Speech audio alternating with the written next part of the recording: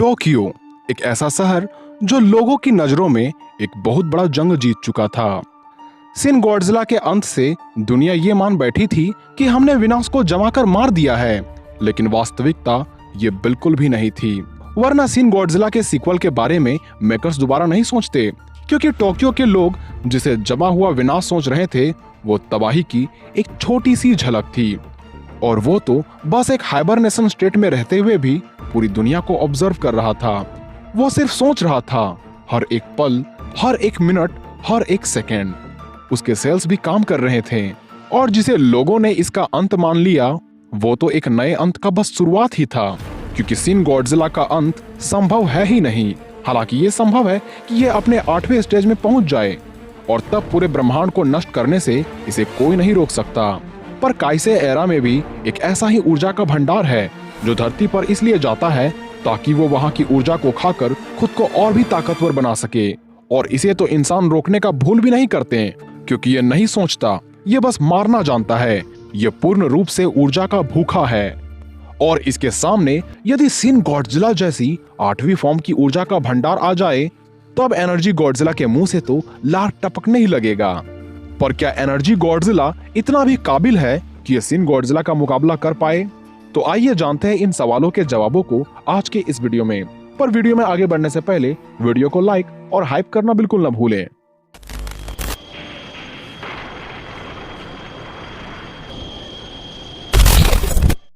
सबसे पहले बात करें शिन गॉडजिला की, तो साल 2016 में आई शिन गॉडजिला मूवी के अनुसार पहले ये एक प्री हिस्ट्रिक सी क्रिएचर था, लेकिन जापान द्वारा समुद्र में फेंके गए न्यूक्लियर वेस्ट को यह जीव खाने लगता है।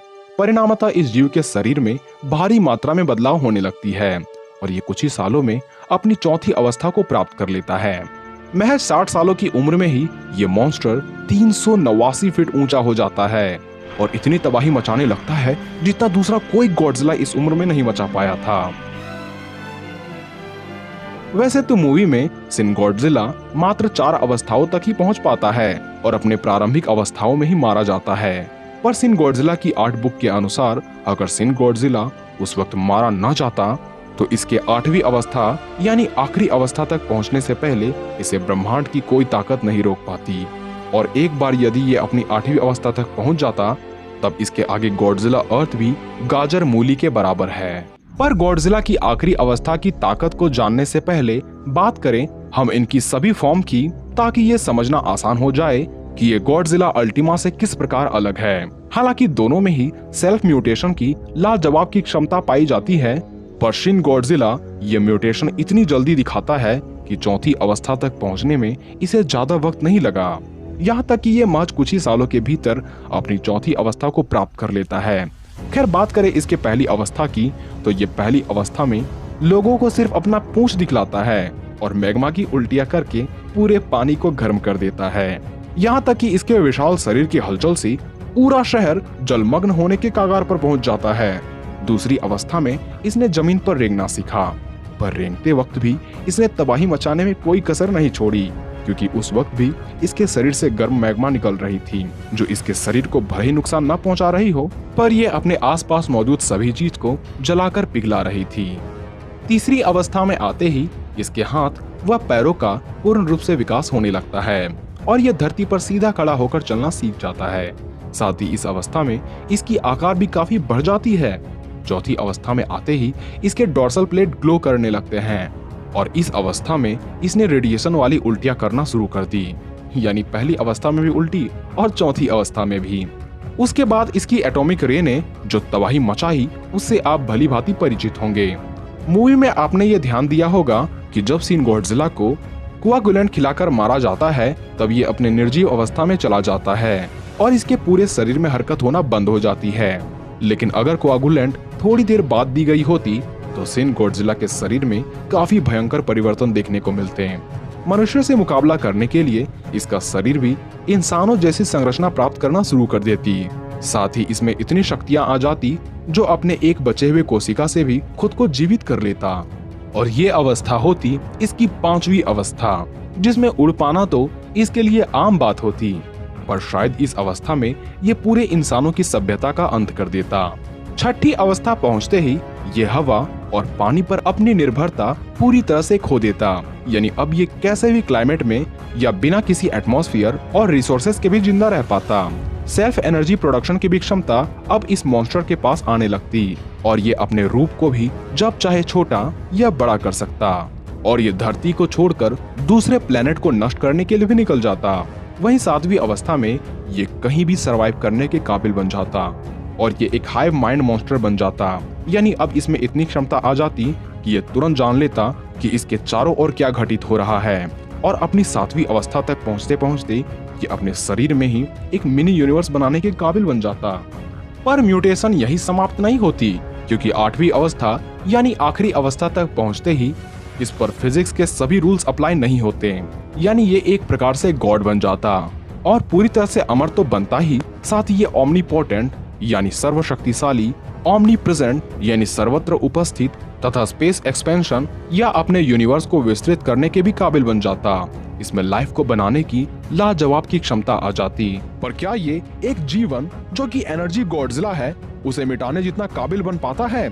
वहीं अब बात करें काइसाई एरा के एनर्जी गॉडजिला की, तो IDW कॉमिक्स के काइसाई एरा में दिखाया गया गॉडजिला का ये वर्जन सबसे ज्यादा पावरफुल और मिस्टीरियस इनकारनेशन में एक माना जाता है।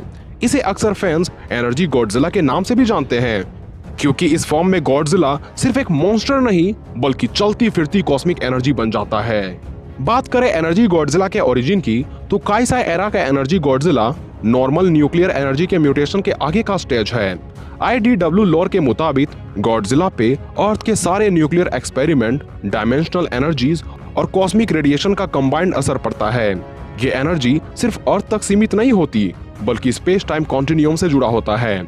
इसी वजह से गॉडजिला का शरीर pure energy based biological reactor में बदल जाता है।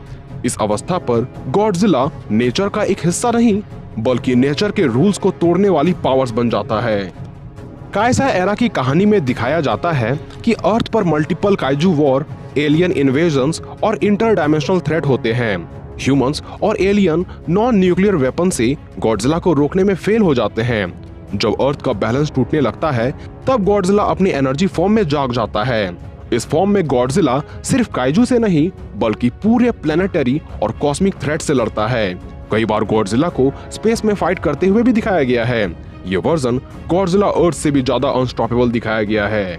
स्टोरी का कोर आइडिया ये है कि जब यूनिवर्स का बैलेंस बिगड़ता है तो गॉडजिला उसका रक्षक बन जाता है, पर ये रक्षक यूनिवर्स के बैलेंस को बिगाड़ने वालों को नष्ट करने वाला होता है।